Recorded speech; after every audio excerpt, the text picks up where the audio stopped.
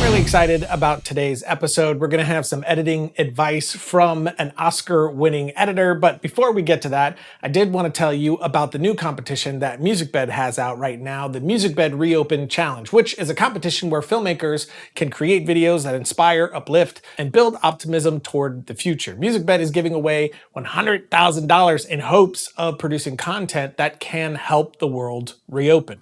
Submissions can spotlight a local business, shed light on a social injustice, or highlight a person making a difference in their community. The bottom line is that they're asking filmmakers to use their talents to shape a better tomorrow. Now, the deadline to enter this competition is July 15th at 12 p.m. CST, so definitely check out the notes below to learn more about that. But now jumping into today's episode, and every now and again, MZ hooks us up with some free looks at their new classes, and their latest class is one of their best. It's from Tom Cross. He's the editor of Whiplash, La La Land, Hostel's First Man, and most recently, No Time to Die. So, you know, he knows what he's doing. The actual class that you can get on MZ is over 8 hours. So 8 hours of editing knowledge from a brilliant Oscar-winning editor. But like I said, as they have in the past, MZ is being cool enough to bring us a free look at one of the classes. In this segment, Tom talks about the very important topic of character and point of view. So I'm going to shut up and let Tom take over.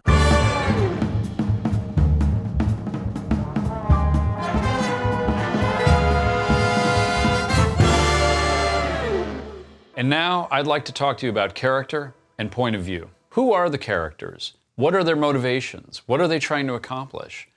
Whose eyes are we seeing the world through? And why do we care? Why are we emotionally invested? I always think about the character. And in the case of something like Whiplash, I always think about Andrew. How can I cut it in a way to get into that character's head? And so that's how I approach things. So in terms of cutting silently, I like things to play almost like the way a silent movie would play. Sound is going to enhance it. Sound's going to absolutely be a key ingredient. First Man is so much more powerful with the sound. But I really try and like to have it play with the images. Because again, I believe that if you have something play pictorially, you can appeal to people in China and you can appeal to people in America. You can appeal to a wider possible audience. And so I always like to favor the pictorial. Instead of hearing a character say, oh no, there's a gun, I like to present that visually. I'd rather have a character see that and show that to the audience and then see a reaction and then hear, oh no, that character's a gun, rather than merely be told that. When I'm cutting things silently, I look for things that will tell my story through pictures. And often, again, that has to do with the character's face and that has to do with looks. There are exceptions to this rules because people have different storytelling styles and techniques. A lot of directors, not a lot, but there are a lot of directors that favor long tableaus, that favor the theatricality of composition, and that can be amazing, beautiful, and moving as well.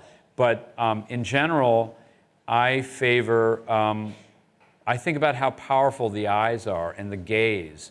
I think about the movies of Alfred Hitchcock, which are all about seeing and being seen. In some of his movies, key moments are about being seen.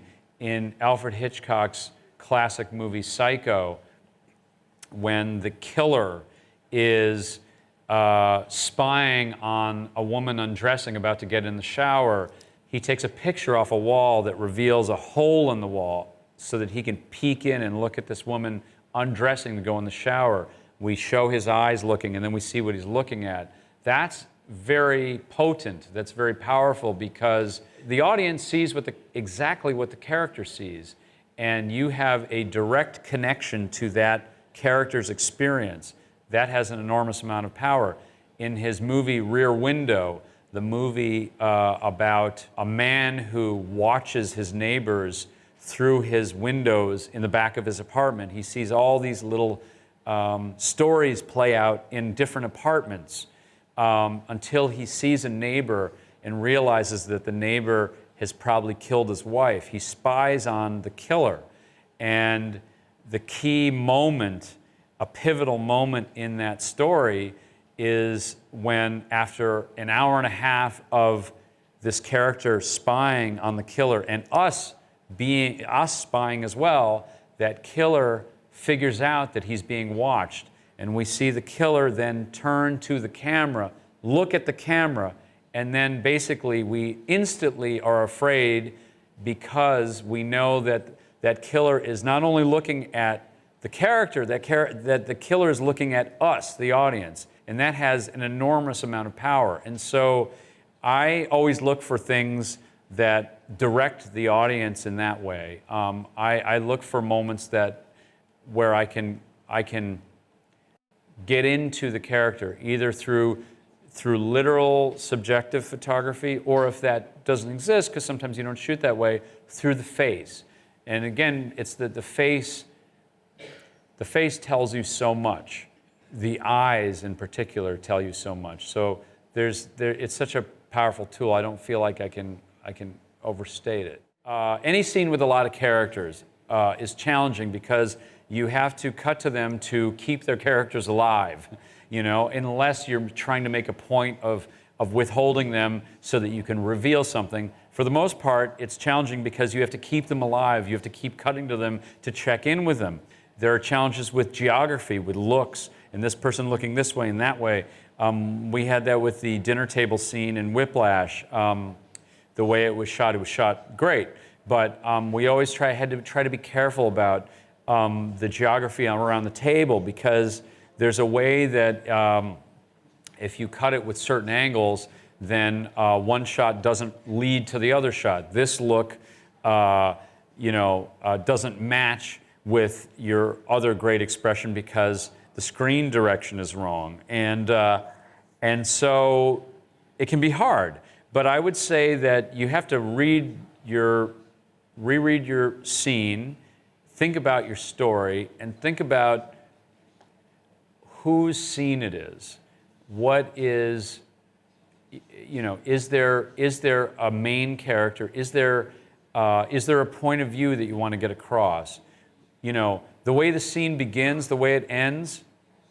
What's the change in the scene? Is there something in the scene that changes? For example, in the Whiplash dinner scene, in that scene, the beginning of the scene starts at a somewhat happy place where the family's getting together and everyone is going around the table talking about all of their accomplishments. There's the football star, there's the dad with his writing, and then there's Andrew with drumming.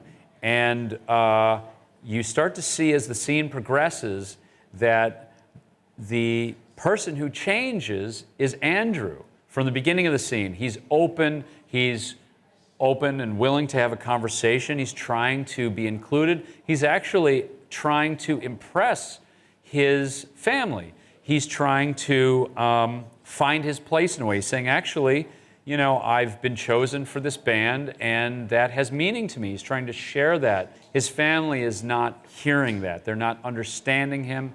And by the end of the scene, Andrew's character is frustrated and angry because his family does not hear him, and they don't appreciate what he's saying. And so the person who's changing is Andrew. It's not the family members. They don't really change. They react, but it's really Andrew. So that tells you a character that you probably want to focus on.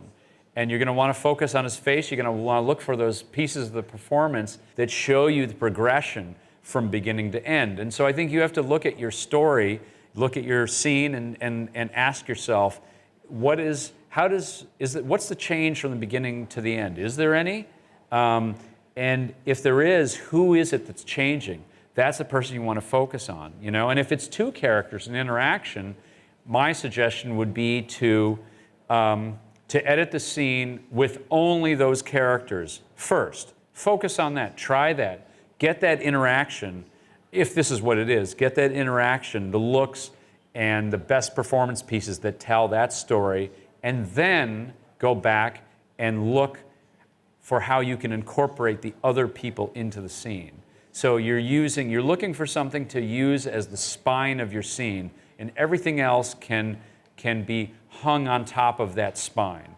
Logo. So again, thank you to MZ for letting us put this out for you guys. The entire class is that good, and in some places even better, and you can get the entire thing plus a ton of other great classes over at MZ. There's a link for that below. The stuff they have there really is invaluable. That's what I love about places like MZ, which we talk about on the show all the time, is that it's really making film school obsolete. You can find everything you need to know online and from insanely impressive working professionals like Tom Cross. So definitely check that out. Links all in the notes below. Until next time, don't forget to write, shoot, edit, repeat.